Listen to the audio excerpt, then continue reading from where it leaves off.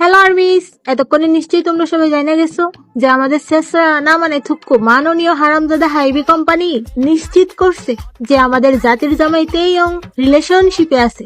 কিন্তু বেড়ারা হেডা কয় নাই হেটি কার লগে রিলেশনশিপে আছে। তো এবার আমি তোমাদের বইলা দিতেছি তেইয়ং আসলে কার সাথে রিলেশনশিপে আছে।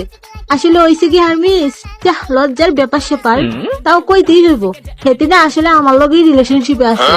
এখন তোমরা কান্নাকাটি থামাইয়া তাড়াতাড়ি পার্লারে যাও, সাজুগুজু কইরা আসো। এই মাসের 32 তারিখে আমাদের বিয়া, তোমরা সবাই চলে আসবা কেমন? তো মাননীয় হারামজাদা মির্জাফর হাইবি, এবার আপনারা কিছু কই কেমন? শালার বেডা, কয়দিন পর পর নাটক শুরু করো, মামতাবাজি পাইছো? কয়দিন পর পর আমাদের 7 পিছনে কুত্তার মতো পড়ে থাকো, লজ্জা নাই তোমাদের? তোমাদের এই নাটক তো সস্তা হয়ে গেছে, নতুন কিছু করো। তা বলি, পিছনে যে লাগছো ঠেলায় সামলাইতে পারবা তো?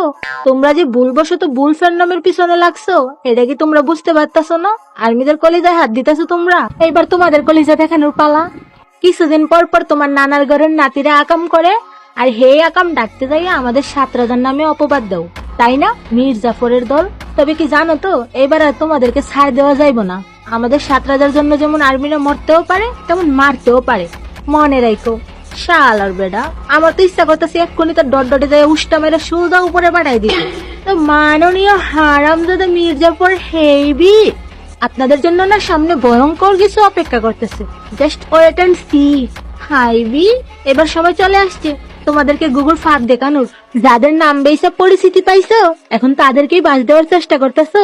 চিন্তা করো না, তোমরা যদি বাস রেডি করো তাইলে আমরা আর্মিরাও না তোমাদের জন্য মোটা মোটা লম্বা লম্বা রড রেডি করবো। ওয়েট করো, শুধু ওয়েট করো।